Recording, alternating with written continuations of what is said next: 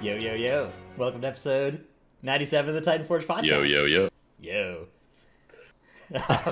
I'm Dranos, joined by Tuttle. Oh my goodness, I've swapped here. Okay, hang on. I'm gonna do some surgery on the scene here. Huh, it looks Whoop, like our names have been changed, Shatnos? whoop. Or Okay, there we go. I don't know how I didn't Classic. catch this. Joined by Tuttles. yo, what's up? Yo, and Trell. Hello there. How are you? The bad news is I'm pretty sure as soon as we go to like a website soon, I'm gonna have I to do was this about as to well. say. Yeah. Let's pull up the other overlay to see how it looks. Well, that will spoil one of the things we're going to talk about. So in due time, we'll get Okay. there. Okay, see. So we'll be back on Saturday again next week, Mm-hmm. which will be Saturday of Heroic Week. And then the week after that, I guess we probably won't. I mean, I guess there's a way that we would, But but I think this is probably that's probably when we will be off for the week or something, right? if the race to world first is over, maybe. Yes. But, like, Okay. Yeah. So next week's show will be the last one until the Race to World First is over. But stay tuned on Twitter and stuff if you're trying to catch the show live, and we'll try and let you know a day in advance there before we make any decisions about when the next one will be. And then after that, we're potentially going to go to this Thursday schedule thing. So stay tuned for that and other exciting announcements that we have lined up. So it should be an exciting month. I'm very much looking forward to this Race to World First. Of course, a couple days ago, it was announced that Tettles and myself will be casting the Limit one again this time around. So we'll all be in town for a while again as well. Maybe we can do In another my meetup. town. Yeah. dude, Auger. can we talk about how much of a scam it was that you were featured on the announcement list Yeah. and I wasn't? Dude. I saw that and I was like, what? There's like including. We've got such great casters including, and then they basically listed every caster except for Tettles. God, it was so And good. more. no. And then it said and more. And Yeah. It's like, okay. I would have done the same thing if I was writing the announcement, but the fact that it was just some random person that did that to you makes it so much better. I think it's like, I mean, I don't really care. If I had a bigger ego, maybe I'd be more upset. I just thought it was really funny that they're like, and more. I was like, what the fuck? Well, there's just not enough space here to list out the other caster that we haven't listed here, so we'll just say and more instead. Oh well. Yeah. Get owned. Speaking of getting owned, one thing that a lot of players from top guilds are hoping to own in the near future are items with domination sockets on them. What do you guys think about the prospects of guilds running like even more degenerate splits than usual of like normal to pick Dude. up their enough sockets here? For instance, a lot of guilds have been tweeting out stuff like this. This is the method tweet here about if you join one of their normal domination splits, even if you don't trade anything, you get a Sylvanas AOTC for freezies. Yeah, I Ugh, mean, hate I those. mean, it's not surprising. Like, we've seen, like, basically since personal loot got implemented, guilds doing this thing where they are just, instead of having like people from their own guild running these splits with a bunch of different characters, they're doing this thing where they get people from their community to come and help fill out their stuff. Normally, it's just for heroic. It's almost never bled into normal until now.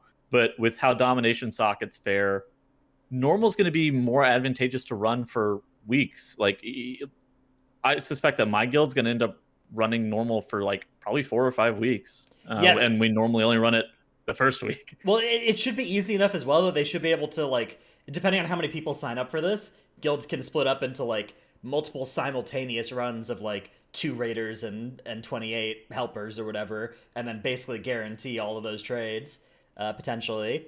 If they, the problem with doing splits of that level of dilution normally is that you just don't have enough time in the week to get them all done. But if you have helpers, you could run them concurrently maybe and get it done. So yeah, it'll be interesting to see for sure whether this ends up being worth. I suspect I'm hoping- every World First guild will have a pay-to-play thing kind of like this. Yeah. Yeah, I'm also hoping that all the normal mid-range, like upper tier guilds that like Might and Nascent are, me and Tuttles, I think we should only have to run normal like 1 or 2 weeks, because I think the Death's Advance vendor can give you some Dom slots. It's like lower item level, One of course, piece. but One at least you can, 220, yeah. Yeah. And then the at least you can Archivist fill out one Codex. slot. Archivist Codex rep also offers you one, but it's 239.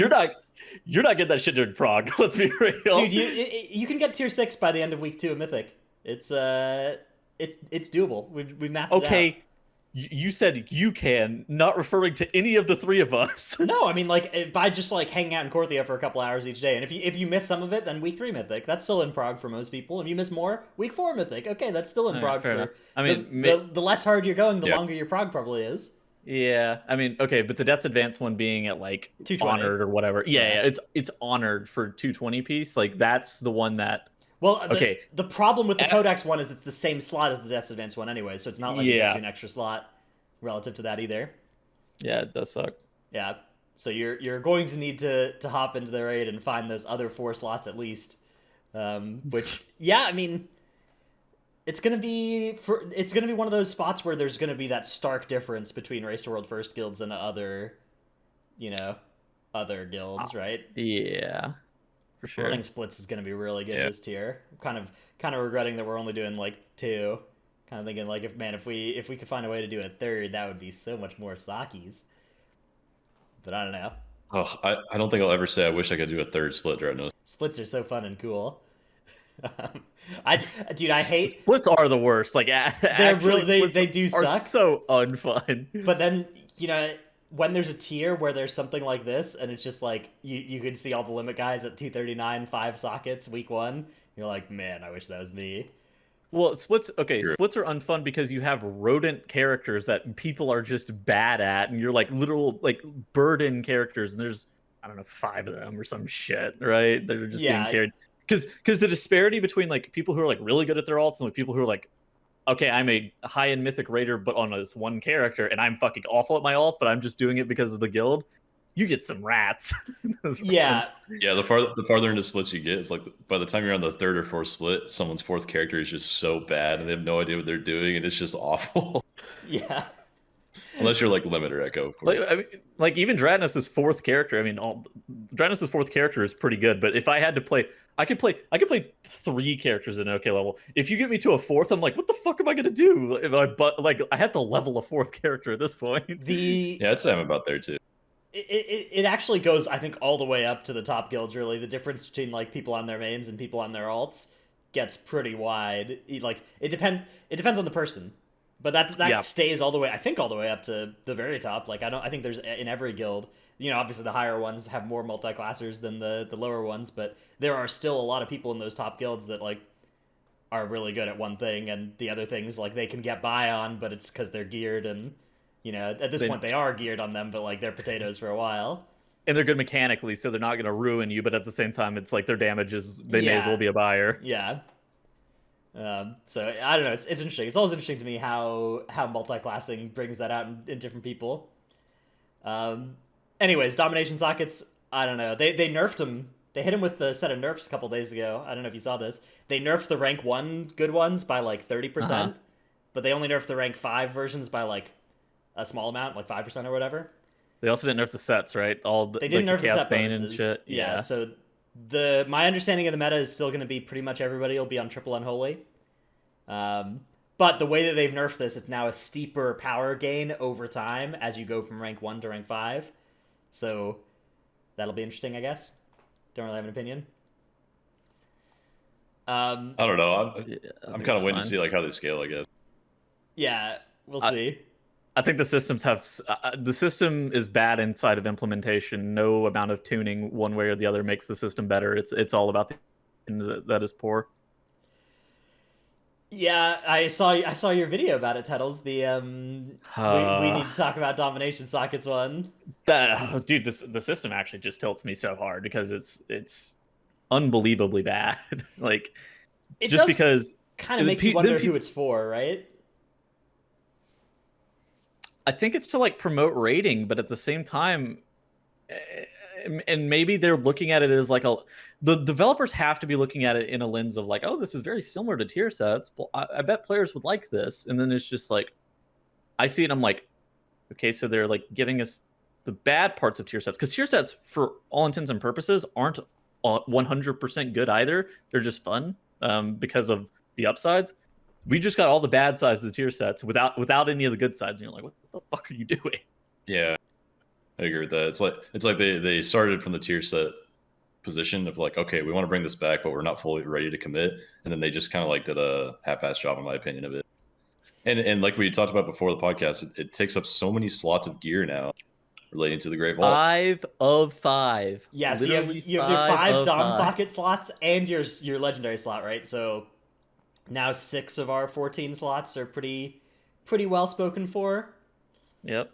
Yeah. That does. I mean, it is rough. I think it's there's some ways that it is a shame. I do like that it nerfs the raid over time as you upgrade to ranks 5, but I don't know if that's a big enough impact to like actually make fights go from hard to medium to easy or whatever in the way that, you know, Hellscream's Warsong did back in ICC. Did well, I mean, Laser Matrix and Yeah, Laser Matrix and stuff did, or Corruption Resistance on the Cloak, Yeah, right? That true. was a system that did the same thing. Where I don't mind those systems. I think the Yeah. systems by themselves are actually really good. Like I do think that the passive like slow nerfing of the raid instance week in and week out, like by that, I think that that's actually a really good system. I think that this is missing the mark for what we're looking for. I'm with you. I think this system is I don't know. It lacks that kind of like inspiration, you know. Like Well, where's the that's fun? exciting about it? Yeah. They're all passive damage effects that don't like scale with your class. Like I think that they're. I don't think that they're like super far away from like an okay system. I think that this system is just like not it. Yeah, even stuff like Twilight Dev, you know, shot it like that. You had to aim that thing, and it noticed it when it procced, and it like did something cool. Like Twilight Dev is something people miss, and I mean that shit scale with haste too. Like, right. It's scale with class haste, and if you were playing like a fucking demon hunter or something like that, and you were in your meta, you're in your Furious Gaze window, you notice that you got like you're just blasting off with some of these corruption effects. You're There's like, okay, basically no way to scale any of these shards differently from one class to another, right? It's like this one gives you 3% damage. This one gives you 4% damage when you damage something new. This one gives you 3% damage when you have more health on the target. It's like, okay, you know. This one heals you for 0.4% of your maximum health every 10 seconds. Yeah, none of those, do anything. They're just it shows up in your details and you don't notice it. It doesn't change how you play at all. But it's a significant enough damage gain that you do care is the problem. Right. Like you very much care about them because the damage is like okay, so even after the nerfs, something across all of them. It used to be 7. It got nerfed. It's probably still like north of 5, which is like it's still close for amount. Once you get to rank 5s. Yeah. Okay. Yeah. Exactly. The early first few weeks is going to be like 3 or 4% instead of 4 or 5, but still. So silly. Yeah. All right. Well, would you rather, in your opinion, before we move on, would you rather have everything be like a damage proc or something that is like a 4 or 5 proc per minute type of deal, or flat percentage things? Because I feel like they have listened to the community in this aspect. Not that I agree with it, but I think they've listened and been like, oh, people don't like all the borrowed power. Let's just make them all flat percentage bonuses instead. You want to feel that first?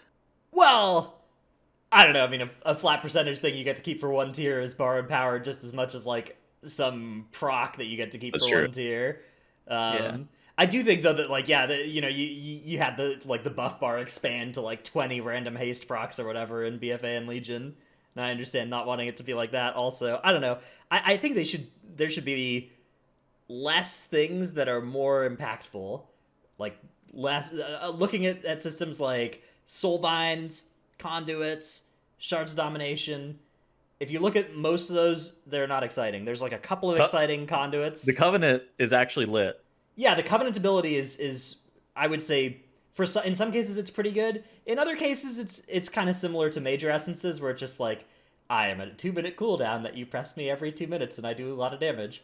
And those, I mean, aren't that exciting to me. But some of them, like Primordial Wave, for instance, for Ellie Shaman, that one's sweet.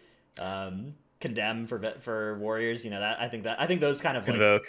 Convoke is that in that space of like I'm a 2-minute cooldown, but it's so cool that it's like actually cool. But like if you look at like Wild Spirits or Resonating Arrow or whatever, it's just like there's but at least do damn. At least I feel like they hit the mark with the Covenants in terms of design, where at least the design that I look for, because like the things that I look for in design, it's like I look for things that impact the class like directly, first and foremost, like resource generation, cooldown on ability specific stuff, cooldown on your CDs, that kind of stuff. That's my top preferred thing. Then below that is like stat bonuses that impact me in some different way, like haste bonuses and shit like that, or crit bonuses or some stuff like that. That's the second one because it also interacts with my class in a different way. Procs and damage events and shit like that is all like in this bucket of I hate. Like I don't like What do you procs. think about procs like the like seductive power or the new Pelagos trait where it's like, hey, when this procs, you need to go and like look at something, Do a thing, do an action. Yeah. I'm a little like bit those. okay. I think they're better. I do certainly think that they're better than completely passive damage procs because you were interacting with Pelagos orbs and shit like that. At the same time, I would prefer other things, but like if you're not willing to budge and you're willing to give me that over just shitty procs, then yeah, I'll take it. I don't know. I kind of find some of those. I like. It's weird because like in general I like things that are more interesting, but I don't like when I just have to like be playing all these mini games. I think that. Do you remember Engine? But do you remember Engine of Eradication? Yeah, where it's like the four cool. orbs show up or whatever that you pick up. I think like I thought that show was bad. I think yeah. I liked that one personally. One of those at a time I'm fine with on a build, but when there's like I wouldn't like having to play a character that had those and seductive power at the same time to be tracking. Yeah, I really love running away from my thing from beyond. Recently I got corruption slowed in mechanic and died. Yeah. Corruption was an interesting one, but I think the corruption drawbacks are actually pretty, like they. Oh, they're okay. Yeah. I quite liked them because you had control over which ones you got. Obviously, sometimes you died to them, but like, I don't know, they were funny. They were funny. I didn't hate corrupt. I thought corruption was like okay. I think that Shards of Domination is like the lowest tier because it's high enough impact to where you care, but low enough impact to where you don't fucking care, but it still sucks. I mean, it just gives you number. Yeah, it literally doesn't affect any classes differently except for pet classes who it doesn't work for. That's the best part. Yeah, I didn't know that. Yeah, that makes so much sense. It's like your damage is increased by 3%, and your fellow guard's looking at you like, bro, where's that damage? Give me that buff. Hello? What? One drop of damage, please. Yeah. Always funny. It's always funny to me how much BM or demo is like screwed or not screwed based on whether the current tier's stuff affects pets. Yeah, I'm so glad I don't main a pet class normally. Like every start of a patch, you go into an encounter and your pet just dies because they haven't coded all the AoE to not hit your pet yet until like a couple weeks in, or sometimes they just never code it, like in some dungeons. Or TBC Classic, pets just taking full damage from AoE and everything. Yeah. All right. Oh man. So this week we'll talk more about Korthia 9.1 stuff, Torghast and things. But first, we get to do our tip of the week segment. My tip of the week is the rare consumption. You may see some things in chat or angry things in /yell, for instance, and you may be a little bit confused as to how this mob works. So I will now explain it to you. Consumption originally spawns as a non-elite elemental inside a cave in Korthia. Doesn't show up on your map or anything, and it starts eating things as long as it's out of combat. Once it gets to 40 stacks of that, it turns into a bigger blue elemental that comes outside and is now rare and shows up on people's maps. It will continue eating things for as long as it's out of combat, and if it gets to 40 stacks again, it turns into a big green elemental. That gives better loot than the blue elemental. And it's rare elite at that point, at which point it's ready to kill. It will keep eating stuff and gaining stacks again, but you don't need to let it do that once it's big and green and rare elite. Then it is ready to be killed for maximum rewards. And you will find, on some servers, you may find people just killing it as soon as it becomes a rare and shows up on people's maps. On other servers, you may find people trying to get it to 40 stacks, so that's what they're trying to do. They're trying to have people not pull it and get to 40 stacks so that it turns big and green. If you're trying to do that, you can reset it by taunting it and running away, and then it will go back and drop combat. But if somebody is hell-bent on not not playing along and just killing it for less rewards while it's still small and blue and not big and green. I don't know, you can keep resetting it for 5 minutes. I've done that before, and eventually they get the message, but you still do get something. You still do get some stuff if you kill it while it's small and blue, just less rep and stuff. This is truly a social experiment for World of Warcraft players. Yeah, I was gonna say, yeah. When they coded it, do you think they were like, should we make this immune until it turns green? Nah. Let's see what they do. Well, if it just like kept gaining stats while it was in combat, you could just like reset it twice and it would always, you know, then have fully stacked up or whatever. But yeah, it just doesn't do that, so it's crazy. All right, Charles, what is your tip of the week? All right, so everyone knows about the Shadowlands wormhole toy, hopefully, because it's really, really nice to have. If you're Shadowlands engineering at all you have to be is level 1 on any of your characters. You can use this toy and port to any zone in the expansion. And they added Korthia to it day 1. So like as soon as you log in and you get the Korthia flight point or you get there for the first time, you can then port to that with this toy whenever you want. And it's basically just a second Hearthstone for all the new content. You can set your Hearth there as well and have 2 Hearthstones. You can use it while you're in the Rift world doing the daily rifts. So you can just like travel there very, very easily this patch. It's really nice.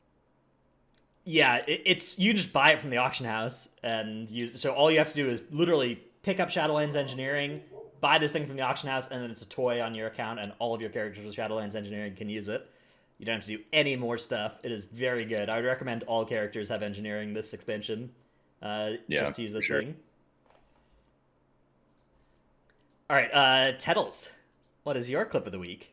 Yes, we have okay, so for those who don't know, there's a tome trinket that drops from some of the reputation from the Death's Advance vendor that you can get. It's like the BOA tokens. The trinket, very overpowered and very overtuned for all Intwares. Although, according to I'm Fired Up, it's getting nerfed. Oh, it's getting nerfed. Good. All right, do I just immediately stop right now? Yeah. All right, I think I do. Yeah. Do you think that trinkets like this are okay? Yeah. Yeah, so basically the clip is him saying it's getting nerfed, you know.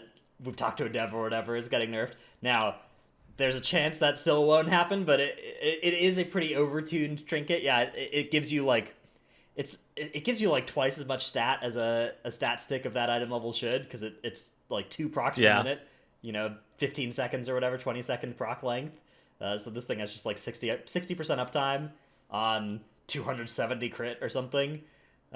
Dude, the Wowhead tweet response, by the way, when they made their article, blow my... There's some that's like, well, I don't get why this thing is good. It's just a crit trinket. And other replies, they're like, I mean, I guess this is good if your class likes crit, but otherwise, you know, probably middle of the pack at best. Just people not understanding that like a trinket that just gives you like 200 average crit is gonna be better than the average like 70 mastery, but I like mastery more. At 233, it's better than all 252 trinkets for balanced druids, and I suspect that's very similar for all ranged classes. It's really fucking stupid. That trinket is very good. Do you think that trinkets like this are okay? Or items like this? Okay, so it is only 1 slot. We've seen stuff like this in the past with Benthic, but this is only 1 slot, but it is BIS through the whole entire Mythic raid, regardless of what else you have. Do you think this is okay? Not in its current form. I mean, if it was tuned to be like an average middle of the pack trinket at relevant eye level, I think it'd be perfect. Yeah, so other comparisons would be like Frond, Bell. From this tier, Bell right? is still my best trinket, yeah. Yeah. In last expansion, there was like the Dark Moon deck. The Caster Dark Moon deck was good in Nihilotha. That Storms, was good for a while. Arcano Crystal. Arcano Crystal. From Legion, the dinosaur. Any trinket. Devilsaur Shock Batoners. Yeah. Try and Titanforge that bad boy. Mm-hmm. I don't know. It's like I think that having some weird ass trinket be pretty good is fine. If it's like oppressively good, I think it's less fine. But like the thing about like Frond and Bell is that there are a couple of classes that like them, right? Like Bell is basically a Moonkin thing. Frond is like what, a hunter thing or something. Yeah, because they get an extra aim shot in their volley window or some shit. Yeah, some dumb thing, hunter thing. It's not. You don't need to know hunter things, by the way. If you're listening to that and you're like, oh, I should look up how hunters work. You don't. This tier is irrelevant. You can check that next patch. Yeah. 9.2 maybe hunters make a resurgence. 9.1 ain't it. It's useful for trivia, actually, if you ever have like a trivia night. Guild trivia. Oh, obscure guild trivia night. Actually, Yeah, just hunter mechanics. But yeah, I mean, this is it's too much stat. I don't know. Like, okay, compare this thing to Bell or whatever, right? I guess Bell gives, how much mastery does Bell give you at a high item level? 500. Yeah, 500 500. something. This thing gives you almost 300 crit at 207 with uptime of like 65%. Bell's uptime is what, like 10% or something, right? Yeah, minute Yeah. CD. So I mean, this is just a large amount of stat. I don't know. I don't know what to tell you. You could see this thing. Basically, if this thing said plus 65 intellect, plus 200 crit, that would basically be what this thing said. Okay. Which is like, holy moly. Apparently, Bell is 668. The two best trinkets for Moonkin are Bell and IQD going into this patch. Like through the whole entire Mythic raid, it's that tome trinket from the island is not even better than a 203 Bell. Just like, okay. Yeah, I don't know. I do think that trinkets are something they should reconsider how they work, because these last couple expansions we've had some specs that just run the same trinket all expansion, because it's from like M+, and in this case the Bell one is a world quest reward, and those those levels scale up. But I don't know. I think it would be good if they had more seasonality, especially in the trinket spot. I think making trinkets from M+, like based on the seasonal affix and then changing based on that would be a cool way to keep things going fresh. Funnily enough, I think one of the biggest things that I don't like about trinkets now, like I didn't mind trinkets in Legion, but then they changed the RPPM shit, and then like I thought that trinkets were way less enjoyable, because in Legion they had some trinkets that were this 0.0 or there was 0.7 RPPM shit, but the bad luck protection for the trinkets was a little bit different with how it stacked up. So like when you were in open world or dungeons, it was always effectively you were in combat, and the moment you touched a mob, you would instantly proc your trinket. And then like you also had fights like Kill Jaden and shit, where he's flying around the platform for a long period of time. Yeah, then and so whenever he would jump back down, you would immediately proc Whispers, or you would immediately proc whatever, and you would just be in your damage window because of that big ass trinket proc that was a very low RPPM. I thought it was kind of cool. At the same time, 0.7 RPPM was also very low, but those trinkets did a fuck ton of things. Like the Eye of Ashara one gave just infinite mastery, and then obviously Whispers was 0.7 as well. I actually really like that bad luck protection system on trinkets and other procs like that. Like there was the main stat proc in Legion that did the same thing. Like as soon as you got in combat, Concordance of the Legion fall. Concordance, yeah. Whereas like the first person to hit the boss always got concordance as well. Do you guys remember that? Yeah. Like, is that why I always got concordance? Freaking Moonkin pulling the boss early. Yeah, like people would like hit trash in the raid for a little bit to stack up their concordance and then stop, make sure they didn't proc it, and then hit the boss for the parse, once they pulled. But I think stuff like that is cool, because when you go into dungeon scenarios, you can really stack more powerful windows at the start of pulls, and you can do cooler things. Like I've always appreciated that kind of thing. Their changing of how BLP works on trinkets was a little bit weird. I mean, it's more normalized now, right? Like you don't get a proc on pull. It's not like I feel like they're just not that wide of swings anymore. But at the same time, now trinkets are just you just forget about them, right? You just put them on, and they're it's all like, they're all kind of shitty. Yeah. Oh well. Yeah, I think the raid trinkets as well this tier, a lot of them are pretty boring. I don't know. It's tough. I think that they're walking a fine line where, like, if the raid trinkets are too good, everybody complains. If they're too bad, everybody complains. If they're in the middle, they're still boring. I actually don't know what power level would cause people to be happy about them, but I guess I prefer strong trinkets just as a whole. Like, but at the same time, PvPers fucking hate strong trinkets, right? And they just whine the whole entire time anytime a trinket is good. True. Yeah. To make something that everyone in all three branches of content enjoys. Yeah, it is tough. I don't know. I mean, I think they could just like blanket nerf raid trinkets in PvP or whatever, just as a default thing. Like they already do. They're still fucking broken. Yeah, like I mean, just crank that number up until they are actually free to start making them good again. Because right now I'm going into this tier and I have no plans to put on any Sanctum trinkets on my character. I'm just gonna run a Castle Nathria trinket and a D other side trinket. keep it going. As a tank, yeah. There's one strength trinket that's cracked, and then like basically all the other sanctum trinkets are like decent to bad. The oh gosh, what's that eyeball trinket? Ocular gland. Ah, yes, ocular gland is not bad, but it's also treacherous covenant-esque in like the how you gain. It gives you what, like Yeah, 100 something stats when you're above 50% health, and then you lose 100 stats when you're below 100 or below 50% health. Yeah, it's like a Tome of Insight, but much less stats and conditional. Good call. Yeah. True. All right. Let's talk a little bit about Korthia. Korthia rep. Fun Korthia rep. Pog. Which, if you only played the first couple yes. days, if you haven't heard, they have hotfixed some of the Korthia stuff. So treasures are now no longer just despawning in front of you to quite the same extent they used to. Very nice. And you can loot them in combat. So, the memes of the first couple days about them not being lootable in combat, despawning in front of you, are a lot better now. The treasures are pretty nice. They're pretty reasonable at this point. It was pretty egregious before. Yeah. How bad it was. It was one of those things where you're just like, how did this go live? Why I'm like, okay, why is it despawning after 10 seconds? And why can't I loot it in combat? I think it's just the kind of thing where, like, they didn't test the zone with, like, 500 people in it, right? That's got to be what happened, right? Like, on PTR or whatever, there were, like, 10 people running around testing out Korthia on any shard or whatever. They're like, this is fine. GHD is like 9 of those people on Yeah, PTR, probably. because, like, it's probably fine the old way was probably fine in an empty shard, but in a crowded one, man, it was frustrating. So this makes the Archivist Codex rep grind a little bit less painful. The Archivist Codex rep grind is an interesting one as well, because so much of it comes from those one-time turn-ins.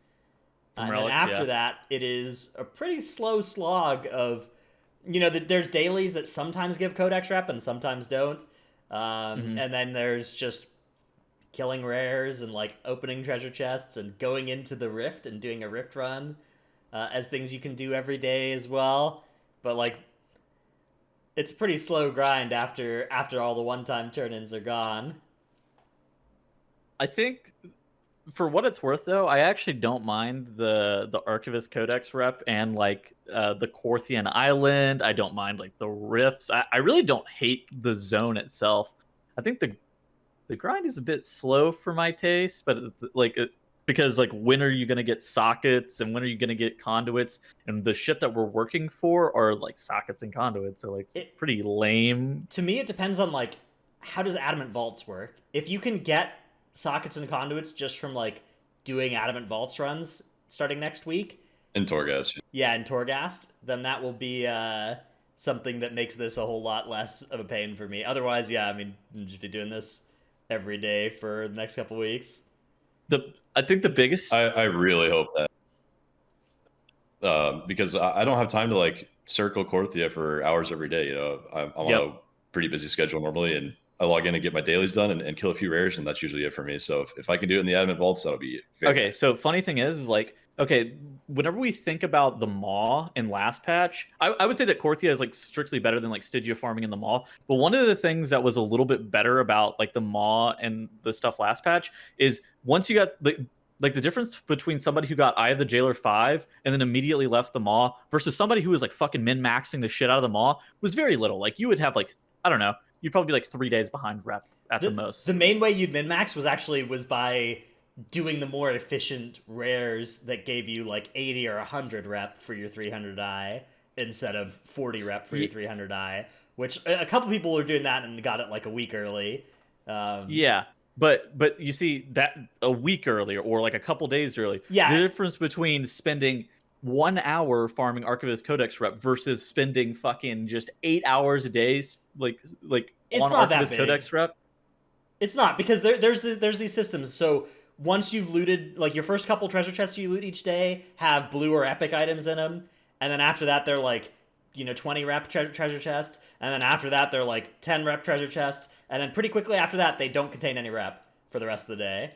And similarly, there's only a couple of rares you can get, like, The only reason you want to stick around is because the actual rares, like the teleporter, you want to do both teleporters every day on your main or whatever, and stick around and like clear all the rares out or whatever. But it's not like there's pretty heavy diminishing returns for staying in there much longer than a swoop or two. It feels like there certainly is a lot. I know that your guild is waiting for Darkmoon Fair to do all their relic turn-ins and shit, but like the difference between the people who are, I mean, even me, like I'm playing like a decent amount, and I'm still just like 4,000 rep behind the top people, and it's just like, what the fuck? I mean, same. how much later did you get sockets than THD last patch? Oh, a very long time, but Yeah, right. that was based off of something. That was based off me not trying, not necessarily like.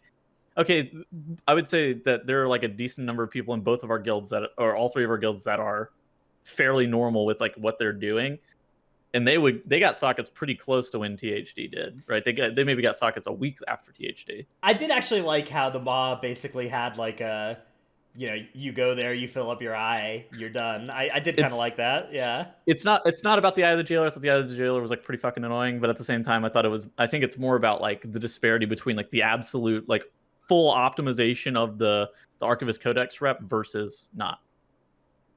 Yeah, I don't know. I think they need to put more rep into the dailies, TBH. Just pump those dailies up and Twice as much rep. I don't know. Yeah, make it so like only 2 rares you loot each day give you rep or whatever, and then it just stops after that. It just sucks because what you're working towards is fucking soul binds and conduits and codexes, and you're like, it's sockets and conduits, sockets, conduits, and renown. But like that's all you're doing with the whole entire thing. So it feels bad because of that very specifically. So like if they bumped up the fucking rep, it would probably be like, all right, this is like infinitely faster grind. I don't really care anymore. It does sort of remind me of what I was just talking about trinkets, though, where it's like, oh, we are grinding for the same thing we earned last patch, but now we are doing it to be able to socket and get conduits 26 item levels higher. But it's like you're not actually getting something new. It's just the same thing as last patch, but higher item level that you're grinding for. I don't mind the regrind. I think it's like okay. I just think that I don't think that we needed a new system. I don't think they needed to like reintroduce essences or benthic or any of that shit where we had to like completely regrind some new shit, corruption or whatever.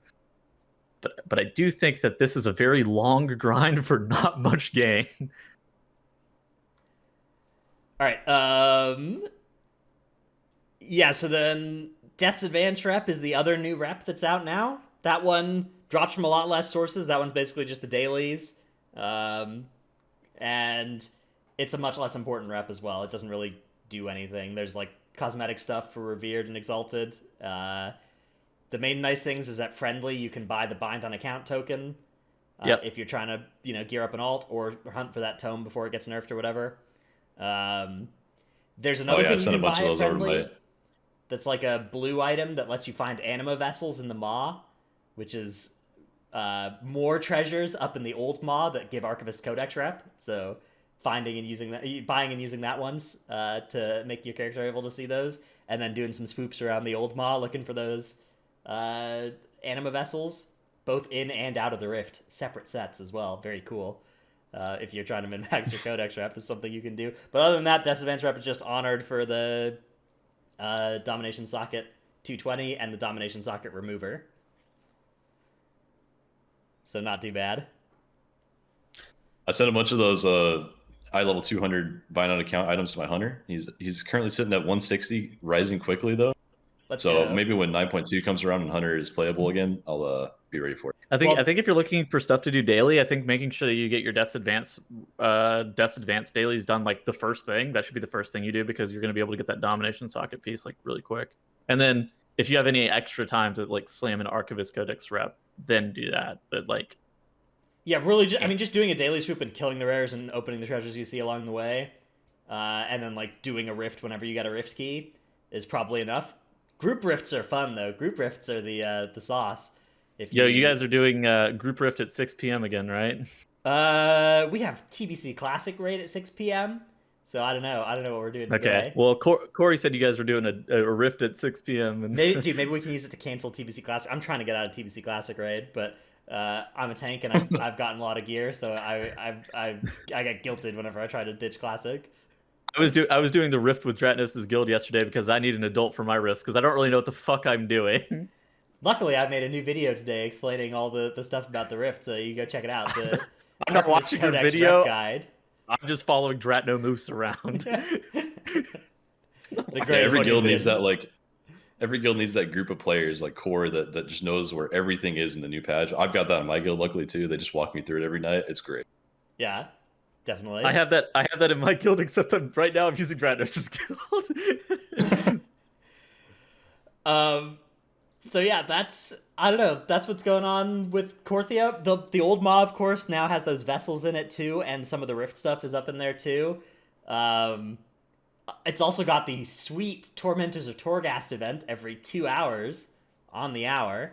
That you also made a YouTube video guide Yeah, about. it's every 2 hours on the hour, Pacific time or Central time, and it's odd Central numbered time. hours on the hour Eastern time and Euro time. So I didn't know about this until what Euro time? Wait a second. the one that's 9 hours different than Pacific time. They like all use the same one. Okay, so CEST or Central know, European man. time. Yeah. Well, Yeah, okay. CEST. They also had that. They have that bad British time that some countries use. That's not Europe anymore. They had a whole bunch of Shit. What about Ireland? only half that's Europe. Okay. But yeah, you need That's a to good log one. on and be in the mall basically at the top of the hour and in the correct time zone. Because the event is likely dead within 10 minutes. So the first few days I kept checking at my random times in the mall. I was like, where even are these tormentors? But eventually someone told me like go at the top of the hour. So Yeah, you keep get that like in mind. Do that once a week on your characters and you should be golden. Yeah, once per character per week is all you need to worry about it for. Extra I gotta do refills my would just give you bi-weekly- Soul Ash. Yeah, and then I there's gotta do my bi-weekly Covenant Assault. Wait a second. the Covenant Assaults are out as well in the Maw. We've finished the Night Fae Assault. They've achieved victory for now. Although I suspect that it's not the last we will see of the evil forces of the Maw in that area. Maybe check back next week and things will have gotten bad again. But now it's the Venthir's turn to be attacking the Tremaculum, which is so cool. How do you guys like these assaults so far? It's fine. I mean, honestly. somehow the Venthir one has 3 different vehicles you have to use, and then like 7 different loading screens you have to go through at the end as well. Which is, I don't know. True. The bombing run is pretty fun. Let's though. put 8 loading screens at the last boss. Yeah. Yeah. The although you can cut back. Okay, if you go right to left in a circle, you can glider from the second mirror spot to the third mirror spot without actually having to go back to the Oh Maw. my! So Big brain. big tip there. I honestly don't even know what you're referring to because I haven't seen it yet. But okay, I'll take your word for it. Yeah, well, now you know. When you get to the mirror part, Tettles, go right to left, and from the second one, you can glider to the third one without having to do another loading screen. Excellent. Thank you for your help. Happy to help. So 2 loading screens. That's big. Yeah, it's speedrun tech. Shit. The bombing run is cool though. It's like a really fast-paced bombing run that you can get done in like 10 seconds, and you have 3 buttons that all do a lot of damage and stuff. Yeah, that one's good. I think it's weird that Yeah. the Venthir Assault doesn't do anything different if I'm a Venthir or not. I don't know. It seems like these are the perfect opportunity for you to show up as like a Venthir and just get like a different epic quest, and like, you know, you just show up as a Night Fae and have them like make you grow the trees or whatever for the assault. And I don't know, I feel like this is an opportunity to actually like cement that Covenant identity in the gameplay. Could have been, yeah. I mean, there should just be like some mega powerful ability you could Prince do. or Renethal something. just he says the same thing regardless of what Covenant you are. He's just like, oh, you're here. That means we're gonna win. And it's like, okay, man, but like, I thought this was supposed to be a meaningful choice that mattered to how my character felt. But They didn't have enough time. I mean, I understand if the assaults they're innovating the assault model, of course, with the assaults number 14 through 18 of, or actually this is like the 20th assault, I think, right? Because we had the 4 minor assaults in 8.3, the 2 major assaults, The One per zone assault in Legion. there were the 1 per zone assaults in Legion, and there were the 1 per zone assaults in BFA as well. So that's an extra 6. The Ventanax assault. That was the one in Val'sharah, right? Where it was the Broken Shore, Burning Shore. Where the fuck? Oh yeah, okay. You're talking about the. It was the big Broken Shore. spaceship thing. Yeah. Was that an assault? I don't know. Probably you had to fucking farm the spaceship. That was a different thing. There have actually been so many like assaults though, where it's like show up, do some quest, do epic finale, collect loot on some kind of rotating schedule. Yeah. Yeah. I don't know. Yeah, there's been at least like 3 or 4 iterations of this, and it is kind of getting stale a little bit. I don't hate it. It's just, I mean, it is kind of cool that like the Maw is getting taken over by the Covenants, and you see all the areas you used to go and farm now have there's like a little outpost of Venthyr guys hanging out and building a little happy house. Then you blast somebody that I used to know on full volume.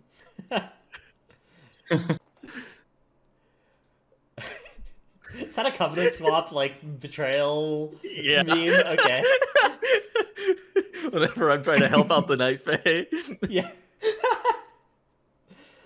Alright, finally, the other new feature this patch is new Torghast. So the thing about new Torghast is now it has a score.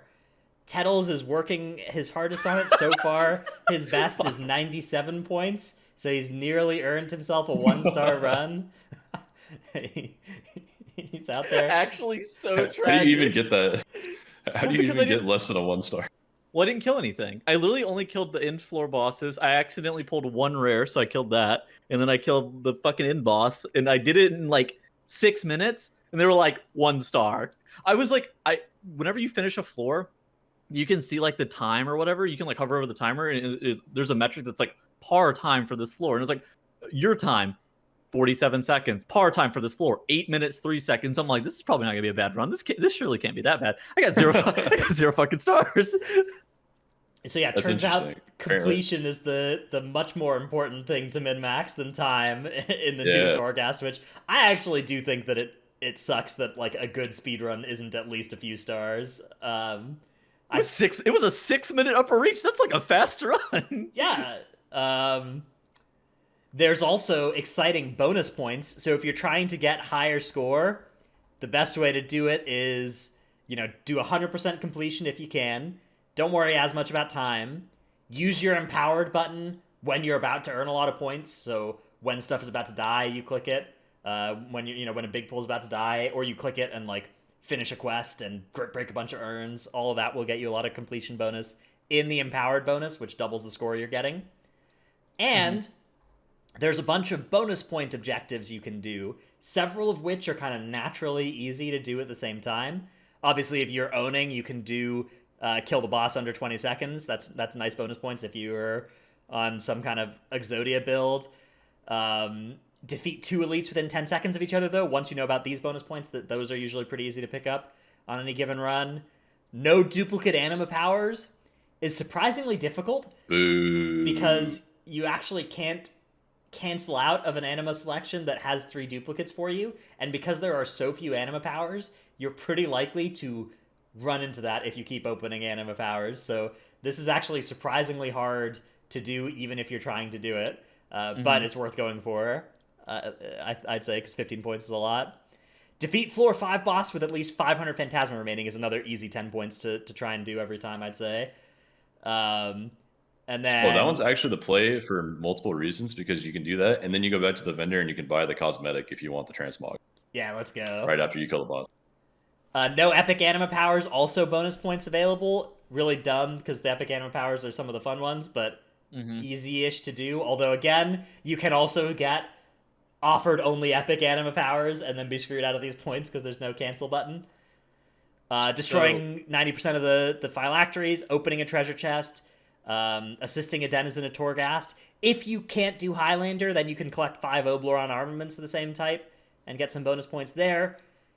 Using an anima cell on the first broker you run into gets you another 5 points. Saving all the soul remnants is actually pretty hard to do. And Trapmaster also, depending on which floor it is, can be pretty hard to do, but both are worth going for if you can. if you collect a good set of these, that can get you a long way towards the 200 points. And a lot of them kind of naturally work pretty well together once you're aware of them. So I need to get 4. Do I need to get 4 stars this week, or is it next week that I need to get 4 stars? So that's a good question. We don't know whether or when you need to get 4 stars. The way it worked on PTR was 4 stars is required for unlocking the next layer. That's what happened. That's what what the WoW guide says. So maybe that means you need to 4-star a layer 9 run to unlock the layer 10 next week. We don't know if this is still in the game. There's nothing in the tooltips about it right now. There wasn't on PTR either. I don't think right now there's just the time gate tooltip in place. So we'll just have to wait and see until next week if this is still in place. The other reason you care about score, though, is the Adamant Vault system, which there's that new Torghast talent tree that you find from your first run. Next week, we'll be able to purchase a row that lets us get access to the Adamant Vaults, which is after any given run where you get 5 stars, you will then get offered the chance to not leave Torghast and do even more Torghast and ascend to floors 6 and 7, which are special Adamant Vaults floors. And those can, on PTR, they gave Sakis and Conduits. So if those still give Sakis and Conduits, then that'll be us free from the Archivist Codex rep grind, and it'll just be a Torghast grind instead. Okay, so I have a question. So for next, not for next week, but for Mythic Week, you and I are casting that afternoon block. What the fuck are you going to do the moment you get off of casting? Because we cast until like 6 Central. Yeah. Okay. By then we should know what the deal is with the Adamant Vaults and everything. Sure. Okay, yeah, that's fair. I think that I need to go try to get my Sinful Hysteria legendary, which I'm pretty sure I can't get 3 renown, but before raid. I have 2 hours to get 3. Oh yeah. I have 2 hours to get 3 renown, so I don't think it's happening. Well, speaking of renown, like you have to do the long weekly quest in Korthia, right, to get one of those 3 renown. That quest isn't that long. If you do Tormentors of Torghast and a Covenant Assault, that'll get you a lot of completion towards that quest, and then you just do a bunch of dailies in the zone. Like you can probably get it done in 45 minutes. I need a hero to get all 3 of those renown. But it also gives you anima as well. You also will get 1,000 anima from doing all that Korthia and assault stuff, almost for sure. Yeah, that just pumps out anima. So then all you have to do is your Covenant quest. I think if you had an hour and a half, you could get all 3 of those renown. I don't know if you will though. It'll be close. It's actually big for that weekly Korthia quest. Tater in chat, one of our patrons said the old mod rares count for 5% toward that progress bar as well. So you could actually kill quite a few of those pretty quickly. Yeah. Usually they're all spawned because people aren't farming them anymore. Well, maybe they will now, but. And if you're capped on souls as well, if you haven't built any buildings, returning lost souls is 500 anima. And my third one is campaign, right? That's where the third one comes from? Yeah, the third one will be campaign, and that'll be unlocked after you do the first 2 each week, it looks like. So that's TBD on how long that should take. Fuck. Yeah, we'll see. Probably won't take too long if you're, zooming. Yeah, it'll be a close one, I think. Whether or not I'll have that legendary. Whatever, I mean, whether or not you have it for, like, Terra Grew and stuff. It doesn't matter. It's actually day one, matter. right? I don't know. We'll see. Yeah. If the servers come up fast enough, we could do it before we cast as well. But often the servers only come up right at the start of that second casting block. I was about to say, dude, we've done this for how many tiers? When does it come up before that casting block? Yeah, we'll see. It's always fun to try and juggle doing all this stuff and also casting at the same time and also like making videos or whatever. Do we want to announce the video thing that we're doing? Or not? Oh yeah, okay. So, well, I mean, fuck it. Sounds like a decision has been made. I mean, you could say no. We could just tease it. Well, okay, yeah. Tettles and I are planning to make like a daily Race to World First video update thing on both of our YouTube channels this tier. So we'll see how that works out. We gotta iron out all the details still, but it's gonna be Sports Center cool. Style. We show some cool clips of the day.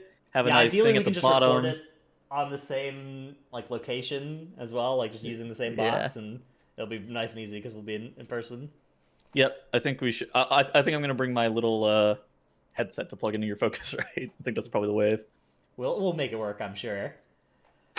We're technologically advanced. How do you guys feel? So okay, back to the Torghast you guys done these? How's the fun been? Have you had more or less fun in Torghast this time than last patch? I mean, I enjoy it because you can farm it and you can actually work toward legendaries on alts that you haven't been doing Torghast on all patch long in 9.0. So like my DK needs 235 legendaries that are all at 190 currently. So I need like 13,000 soul ash to do that. Okay. But I did like 2K of it yesterday, and it wasn't too bad. It took me only a couple hours. I did them on like a lower layer, so a layer 6, so that you could clear faster, and you get 50 less soul ash per run. So like layer 9 gives you about 190 soul ash per run, and layer 6 gives you about 146, I think I was getting. And so it was way more efficient to do like the easier layers and just go through as fast as you can, straight to the exit over and over again. And it was pretty chill. Like I like the seeing how you did on the rating as well. Being like, oh, this run I did slightly better somehow. You know, I didn't hit that one trap. So I think there's some good changes. Yeah, I do kind of like the score being there. I mean, I think that some of the bonus points are annoying. Like, I think that it would be better if they changed what the criteria were for earning the bonus points, and it was less about like doing things that make you weaker and more about doing things that make you stronger, right? Like, there's all these bonus points. It's like, oh, do the last boss without spending all your money. Don't pick up any of the epic anima powers. Whereas instead, I wish there were bonus points for like, you know, going for those sorts of things, right? Spend a total of certain amount of phantasma in the whole run. You know, get 3 epic anima powers on your character or whatever, and that way it's like, oh, you know, you're incentivized to do the fun things instead of being punished for it. Or have 3 duplicates or some shit, right? 2 duplicates. Yeah, yeah, like Full House, you know, some kind of like thing where I don't know, or just like not incentivize things that could be annoying either way, right? Because like, yeah, that's fair. You know, making you pick specific anima powers for score. I don't know. I think that could work if it wasn't so frequent that you just opened an anima cell that had no valid choice for whatever bonus point criteria they picked, because there's so few total anima powers. I don't know. I do like the score thing though. I think it does make it more fun to be going for score. I also really like the talent tree too. Like the blessings you get. Some of the blessings are really OP. Like a randomly execute a target below 40% feels pretty good. Yeah, I had that, and I was like, what is killing these things? What did I just do? Well, I was trying to like time my empowered bonus, and then just the elite died, and I'm like, what happened? My bonus. My bonus. The rampage one is really cool too. Like a huge cooldown reduction feels great. Everyone loves cooldown reduction, like we talked about earlier. Yeah, so I do think I think the Torghast is better this patch than it was last patch, but. And I think that they're doing that by leaning less into the roguelike and leaning more into the, like, you know, fast-paced Horrific Vision style gameplay, because this much more reminds me of Horrific Visions now, where it's like, you know, the quality of your run matters. Yeah. Unlike just being this binary thing where it's like, unless you do something horribly stupid, or you're on an undergeared alt, or you're a rogue or whatever in 9.0, you're gonna have an easy time in this thing. Yeah, I agree. So I think good changes there. Still Torghast. It's still Torghast, yeah. Those are my thoughts too. All right. Shall we get to our Q&A segment? I think we shall. But wait, we also have an even also good segment before that, where we get to thank our supporters over on patreon.com/Titanforge. They are Paul of US Tichondrius, Concubine of US Tichondrius, Gainful. Can somebody report that name, by the way? So please, give that name change. If you see Concubine in Ouroboros or wherever, report that ass. Gainful employment is not fun. Ja, Dratnos' Dino Pillow, Chromed, Trekkie, Never Nude, Chewy, Dratnos, aka Drama Resurgence as Tyrande neck choking over Sylvanas. I've seen a lot of memes about that scene. I didn't actually watch that scene, of course, because I was hitting escape, enter every cutscene during the Battle for Ardenweld. But... Yeah, you didn't watch that one? I've seen the memes. I've seen a lot of memes about it. They're like the Rick and Morty one where it's like, you tried to choke an undead person. Think, Tyrande, think. That's not Rick and Morty. That's from Invincible. Oh, whatever. Same art style. It's a great animated show, by the way. Check it out. Okay. Same art style. It's cartoons, man. They're all the same. Man, there's a lot of people who are writing angry comments right now. I didn't mean that. I'm sorry. Delete believes that Venthyr DH is going to be the best for PvE this tier, so don't believe the Winter Queen's lies. It's AMZ, not AMZ. Salty Seni, Necros, Tankdil, Nevuk, Sinmora, Eevee, always one step behind. Stevenson, love the Constantinople bit. Take Light of the Protector and Frenzied Regen off the GCD. No Trick, I scheduled a Tettle's Flame. Cutting Edge Sire Dramaticus. Diemat, paint stick figures are the best way to explain raid strats. Ooh, actually, there's a really good way to explain raid strats this coming tier. There's a site that is nice for it. Rate plan or not rate plan? Mythictrap.com is what I'd recommend actually right now. That site has they've teamed up with like Echo, and they have really good raid guides. So go check that out. Also we'll probably raid talk plan, more though. about that next week. Next week we'll probably talk about raid bosses. So stay tuned. Lufer, Nyx, Van Heelen of US Proudmoore, Brusif, Dratnos Routes Abyss. Come back to US Proudmoore. Feel strong, man. It's so sad. M Sanity, Xena, We Are Praying Hanny will pump in 9.1. Rogue's now good enough for Prog, but still bad enough to be sat for SLG. Bless up. Red Color, Some Zero of US Tichondrius, YouTube.com/Workbringer. Morty died 3 times to mechanics this week. Ahara of US Proudmoore. KOZ's mythic team is Trash Cans and not Trash Cants. Snicker Shelby, Alphabet Soup, Druid Friends of Evolved Gaming, Buff Boomkins. Agreed. I must say, Trella, your No. voice is extra deep and silky today. Oh, thank you. Indeterminate Cloth DPS, and Lolari. Alright, Q&A time. Our patrons are wild. Yeah. Some of these names are getting fucking wild. Our first question comes from Mips, who asks, as Blizzard presumably starts planning 9.2 content... Wait, we answered this one last week, didn't we? Pretty sure we did. Am I fried? Think so. All right, read the next one. I'll give you a yes or no on that. Okay. Next one comes from CatGay in Discord, who says, the latest Zach Roar, that's Asmongold's like alt Twitter, tweet made me think this. What if the normal item level of every tier was above the previous mythic? So it would be more like Castle Nathria that heroic is kind of hard the first few weeks. Would that be a more enjoyable progression curve for the majority of people? So for context here, this is that tweet here. And the suggestion is to make it more of a gap, where, so like right now, normal Sanctum is 226, and the suggestion here is to make it so that, normal Sanctum is like 250 gear or whatever, and that way we're coming in more under geared relative to the content. So that would, from the perspective of this tweet, that would make the problem worse, right?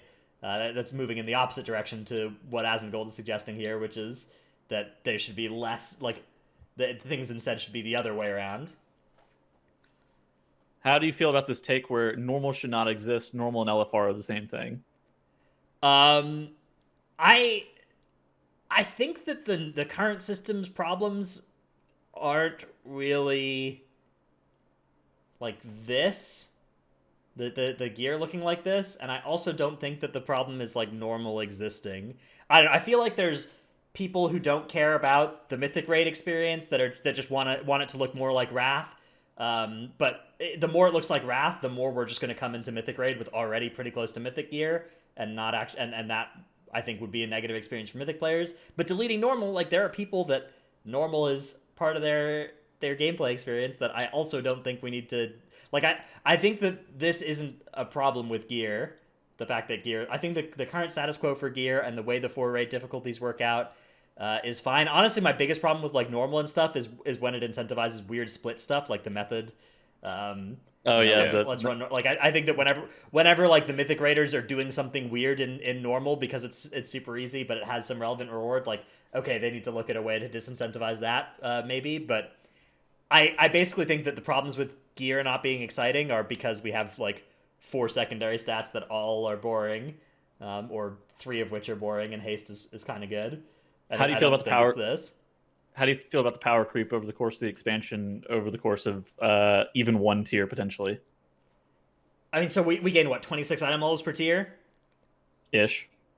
I think that's fine. I don't know. And within a tier, there's a 50 item level disparity between the first bosses of LFR and the last bosses of Mythic. I also think that's fine. I don't know. I think that... How do you feel about the power disparity? I think it's good. fine. I think it's I think Okay. it brings people back to the game, and this is obviously their end goal is to have subscribers. Like that's the money goal, but it also feels good as a player to constantly have something to progress. I think Asmongold is comparing it to like the classic experience where it's Right. you So use the same items, but you still feel like a slight power gain, I guess. But I do like the faster power gains a as a modern feature player. a feature of classic is that like some items from tier 4 are good through tier 5 and some are even good through tier 6, and like some items from tier 5 are good through tier 6. I don't think that would be good right now. Like I don't think the way that Nax gear was good to start TBC would be. I don't think it would be good if Mythic Nyalotha gear was useful for the first few weeks of Castle Nathria Prague. Ugh. I mean, do you remember? You remember people were complaining about the cloak. People were like, "Please God, fucking nerf the cloak. I don't have to wear it during Nathria." Yeah, and like I think that I don't think it would be great if there were not just like a couple of trinkets from Castle Nathria that were still potentially bis, but like a bunch of items for scattered across random pieces with like random plus 40% plus 40 shadow damage or whatever. That is just like, oh, this is gonna be bis for Shadow Priest forever from Castle Nathria. So I think it is. I think that for retail it is better that the game does not work like that, and that you don't need I think so too. old raid gear for it to play the next tier. I mean, people Also, already it's complained like, about tier sets with the 2 set, 4 set shit. You remember people were fucking whining about that shit. Even like, Right. I don't want to fucking wear those. I do think that It's Legion also tier like- sets, did that problem was unanticipated and bad. I do think the two set 4 set. Do you remember in Legion having to farm Emerald Nightmare if you're like any agility class for the entire state of the Nighthold? expansion to get that one trinket? No, it was Ursoc trinket, I Ursoc think, trinket, right? yeah. Yeah, that thing was relevant for like 4 tiers. Like everyone still wanted to get a Titanforge You want to version of Titanforge that. it, The name of yeah. our show. And stuff like that is because like Our namesake. they want the big power gains. Yeah, that's our namesake. They want the big power gains from tier to tier to avoid things like that, I think, and I think that's a good thing. So there's always like little reasons based on history of why we have this big power spike as well, I think. Yeah, it's weird because like one thing that people in Classic like is they like the reason to go and do old raids, and Titanforging did provide that as well, right? Like the reason there is not that the Ursoc trinket was good; it was that you could Titanforge it and it was good. Yeah. So like, True. It's combo. yeah, those two factors being in place made the old raid like kind of worth doing, but I don't know. If I'd never have to go back to Castle Nathria again for like relevant stuff, I think I'll be pretty happy about it. Agreed. Actually, I don't know. I think Oh. that farming old raids, like, they had their glory, they had their time in the sun. I don't need to. I feel like if I'm playing a new character, I don't want to go fucking get attuned via the old raid or farm some bullshit, right? I actually think the way that You don't want to do attunement Stone quests Legion again worked- for Good. you don't want to do Stone Legion again for the rest of the expansion. On any character I ever want to that play boss is ever. so good. Yeah, no. Can't say I True. do. Stone Legion Heraldry Gang. Yeah, I mean they could have just made that trinket better, and we'd be in a spot where you needed to do that. It wouldn't need to be that much better to be bis this tier. True. The attunement quest is an interesting thing because like I did like that in Classic in TBC, like opening up your attune add-on and seeing just this like massive quest line that you're trying to do all these different parts of that sends you to like all these different dungeons. I feel like they should do more of those, but not make them like to go into the raid. Make them like to unlock green fire type stuff or some like rare mount or appearance set or something.